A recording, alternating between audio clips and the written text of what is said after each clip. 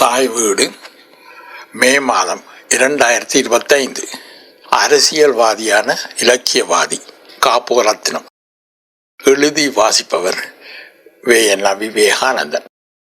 அரசியலிலும் தமிழ் இலக்கிய உலகிலும் காப்போ என்னும் இரு எழுத்துக்களால் புகழ்பெற்று வலம் வந்த காப்போ இரத்தினம் அவர்கள் இலங்கையின் சப்த தீவுகளில் ஒன்றான வேலணையில் வாழ்ந்து வந்த கார்த்திகேசு பொன்னம்பலம் பத்தினி பிள்ளை இணையருக்கு மூத்த மகனாக 1914 மார்ச் மாதம் 10 பிறந்தார். இவரது பாட்டனார் பேரம்பல புலவர் 3 வயதிலேயே இவருக்கு 7 தொடக்கி வைத்தார். 4 வயதில் வேலணை அமெரிக்க மிஷன் பாடசாலையில் தனது ஆரம்ப கல்வியை தொடங்கினார். அமெரிக்க மிஷன் பாடசாலை அதிபர் இளைய தம்பியும் ஆசிரியர் சானமுனா வைத்திலிங்கமும் இவரின் உள்ளங்கவர்ந்த ஆசிரியர்களாக விளங்கினர். இவர்களிடம் புவியியல், வரலாறு, உடல்நலவியல், தமிழ் மொழி, தமிழ் இலக்கியம் ஆகிய பாடங்களை கற்றார். இவர்களது கற்பித்தல் திறமையினால் கவரப்பெற்ற காப்போரத்தினம் அவர்கள் மேலும் தனது அறிவை கூர்மைப்படுத்த ஆசிரியர் நுழைவுத் தேர்வில் சிறப்பு தேர்ச்சி அடைந்து 1929 கோப்பாய் அரசினர் ஆசிரியர் பயிற்சி கல்லூரியில் இணைந்து கொண்டார். ஆசிரியர் பயிற்சி கல்லூரியின் விரிவுரையாளர்கள் பலர் இவரது கல்வி வளர்ச்சிக்கு உறுதுணையாக இருந்த போதிலும் பண்டிதர் மகாலிங்க சிங்கம் அவர்களின் வழிகாட்டல் முக்கியத்துவம் பெற்றிருந்தது. அவரிடம் தமிழ் மொழி, தமிழ் இலக்கியம், தமிழ் இலக்கணம் ஆகியவற்றின் நுட்பங்களை கற்று திறமை சித்தி பெற்று பயிற்றப்பட்ட தமிழ் ஆசிரியராக வெளிவந்தார். பின்னர் தான் படித்த வேலணை அமெரிக்க மிஷன் பாடசாலையிலேயே ஆசிரியராக தனது பணியை ஆரம்பித்தார். ஆசிரியராக பணிபுரிந்த அதே வேளை 1933 ஆரிய திராவிட பாஷா விருத்தி சங்கம் நடத்திய பண்டிதர் பரீட்சையில் தோற்றி சித்தி அடைந்தார். இக்கால பகுதியில் பண்டிதமணி சி. கணபதி பிள்ளை அவர்களின் தொடர்பினால் கவிதை புனையும் ஆற்றலையும் வளர்த்து கொண்டார். 1934 மூலாய் சிவப்பிரகாச வித்தியாசாலையில் தலைமை ஆசிரியராக நியமனம் பெற்றார். இங்கு பணியாற்றிய வேளை ஆங்கில மொழியிலும் நன்கு தேர்ச்சி பெற்றார். 1940 அரசினர் புலமை பரிசில் பெற்று தமிழ் மொழி பற்றி ஆய்வு செய்ய சென்னை பல்கலைக்கழகத்தில் சேர்ந்தார். அப்பொழுது அங்கு தமிழ்துறை தலைவராக எஸ். வையாபுரி பிள்ளை அவர்களும் விரிவுரையாளராக சொல்லின் செல்வர் ராபி சேதுப்பிள்ளை அவர்களும் பணியாற்றினர். இவர்களின் வழிகாட்டலும் மற்றும் தமிழ் பெரியோர்களான வி. கரியானசுந்தர முதலியார், மறைமலி அடிகளார், மு. வரதராசனார், பேராசிரியர் ராசமாணிக்கனார் போன்றவர்களின் தொடர்பும் காப்போ அவர்களை சிறந்த ஒரு ஆய்வாளராக விளங்கச் செய்தன. சென்னையில் BOL பட்டப்படிப்பை நிறைவு செய்த இவர் 1942 ஜனவரி மாதம் கோப்பாய் ஆசிரியர் பயிற்சி கல்லூரியில் விரிவுரையாளராக சேர்ந்தார். இங்கு மிக குறுகிய காலமே பணியாற்றிய காப்போ 1943 பாடசாலைகளுக்கான ஆய்வு அலுவலராக பணியாற்றினார். 1944 இறுதியில் கொழும்பு அரசினர் ஆங்கில ஆசிரியர் பயிற்சி கல்லூரியில் விரிவுரையாளராக நியமனம் பெற்றார். 1955 வரை இங்கு பணியாற்றிய அவர் பின்னர் ஓய்வு பெறும் வரை இலங்கை அரச கர்ம மொழி திணைக்களத்தில் தமிழ் ஆராய்ச்சித்துறை தலைவராக பதவி வகித்தார். இக்கால பகுதியில் தமிழ் மொழியின் மேம்பாட்டுக்காக தனது பதவியை உச்ச அளவில் பயன்படுத்தினார். திணைக்களம், படிவம், பணிப்பாளர், பணிப்புரை போன்ற பல தமிழ் சொற்களை அறிமுகம் செய்தார். கணிதம், புவியியல், இயற்பியல், வேதியியல், வரலாறு போன்ற பாடங்களுக்கு கலைச்சொற் தொகுதிகள் வெளிவர பெரும் பங்காற்றினார். பின்னர் மலேசிய பல்கலைக்கழகத்தில் இந்திய துறை தலைமை பேராசிரியராக பணிபுரிந்த தனிநாயகம் அடிகளாரின் வேண்டுகோளுக்கிணங்க அங்கு சென்று இந்திய துறை பீடத்தில் விரிவுரையாளராக பதவியேற்றார். காப்போ ரத்தினம் அவர்கள் வேலனை அமெரிக்க மிஷன் பாடசாலையில் ஆசிரியராக பணிபுரிந்த போதே அவரது தமிழ் இலக்கிய பணிகளும் சமூக தொண்டும் ஆரம்பமாகின. அவை தமிழ் ஆய்வு மன்றங்களாகவும் தமிழ் ஆராய்ச்சி மகாநாடுகளாகவும் விரிந்து பரந்தன. சமூக ஏற்றத்தாழ்வுகள், தீண்டாமை போன்ற சமூக சீர்கேடுகளை அடியோடு வெறுத்த காப்போ திருக்குறள் மூலமே சமூகத்தில் சமத்துவத்தை ஏற்படுத்த முடியும் என நம்பிக்கை கொண்டு 1952 டிசம்பர் மாதம் கொழும்பில் தமிழ் மறைக்கழகம் என்ற அமைப்பை ஆரம்பித்தார். திருக்குறளையும் அதன் உரைகளையும் அச்சிட்டு சாதாரண மக்களும் வாங்கும் வகையில் மலிவு விலையில் விற்றல், திருக்குறள் மகாநாடுகளை நடத்துதல், திருக்குறள் வகுப்புகளை நடத்துதல், திருக்குறள் மனன போட்டி, பேச்சு போட்டி, ஆய்வுக்கட்டுரை போட்டி என்பவற்றை நடத்துதல், இளையோர் திருக்குறளில் ஆர்வம் கொள்ளும் வகையில் தேர்வுகளை நடத்துதல், பரிசில்கள் வழங்குதல் போன்ற பணிகளை அக்கழகம் மேற்கொண்டது.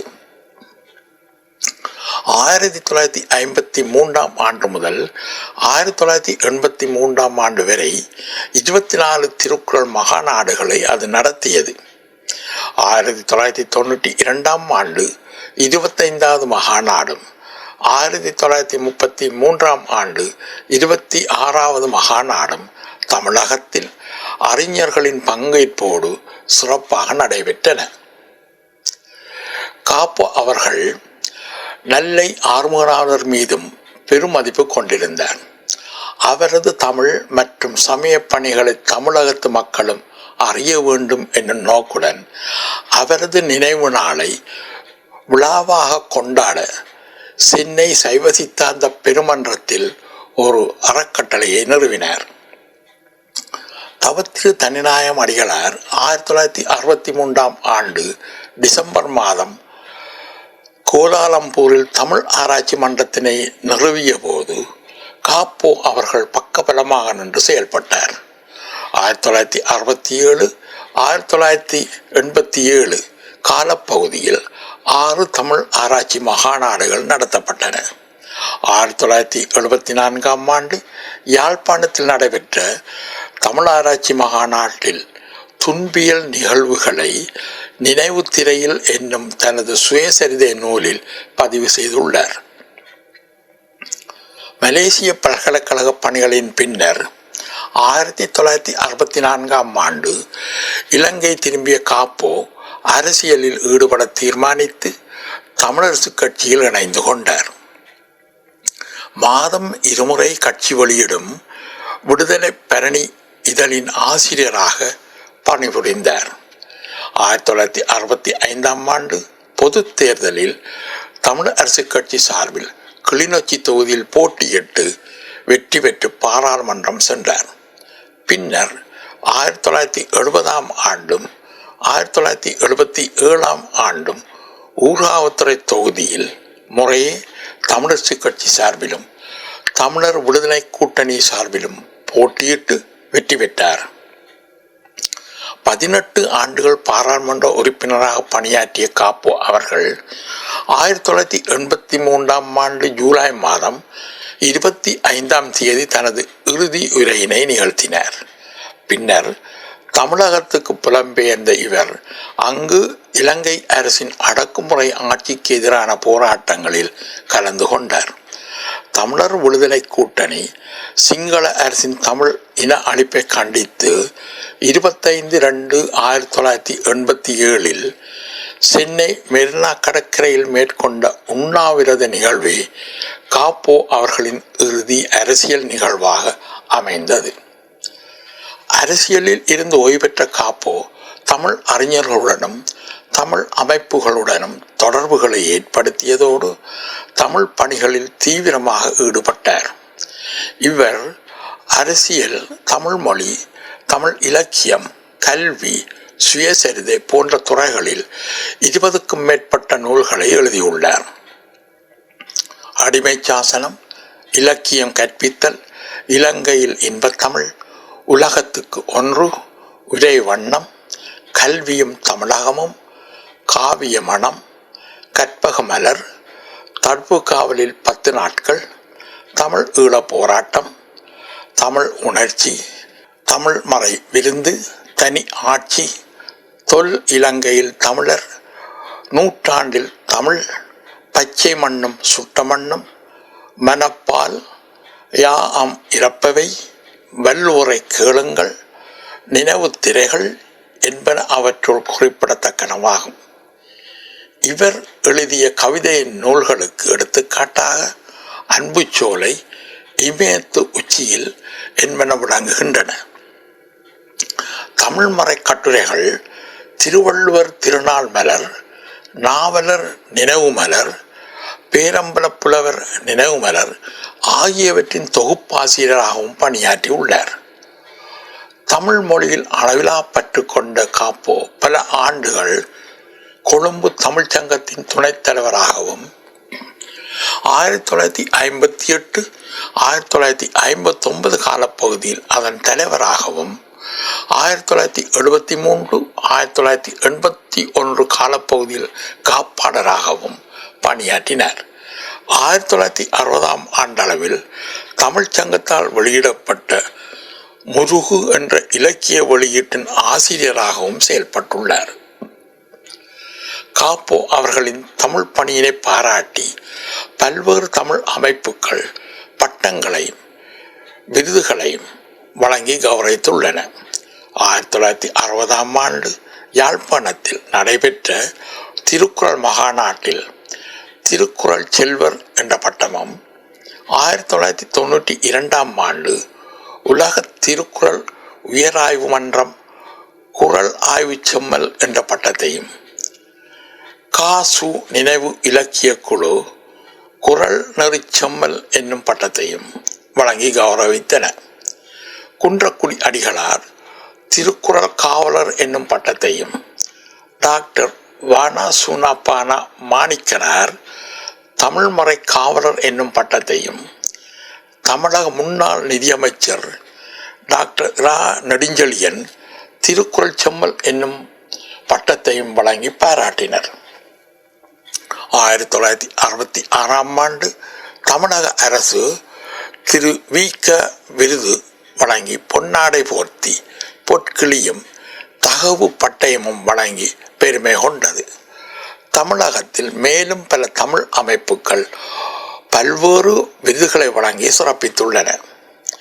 ஏறக்குறைய 20 ஆண்டுகள் தமிழகத்தில் தமிழ் பணியாற்றியும் விருதுகளை பெற்றும் வாழ்ந்து வந்த காப்போ ரத்னம் அவர்கள் 2003ஆம் ஆண்டு இலங்கை திரும்பி கொழும்பிலே வெள்ளவத்தையில் வாழ்ந்து வந்தார். ஈழத்தமிழ் சமூகத்தின் விடிவுக்காக அரசியல் ஊடாக பயணித்த அவர் தமிழ் மொழியின் மேம்பாட்டுக்காக நூலாசிரியராக, ஆய்வாளராக, சொற்பொழிவாளராக, பத்திரிகை ஆசிரியராக தனது வாழ்வை அர்ப்பணித்து 2010ஆம் ஆண்டு டிசம்பர் மாதம் 20ஆம் தேதி தனது 96வது வயதில் கொழும்பில் அமரத்துவம் அடைந்தார்.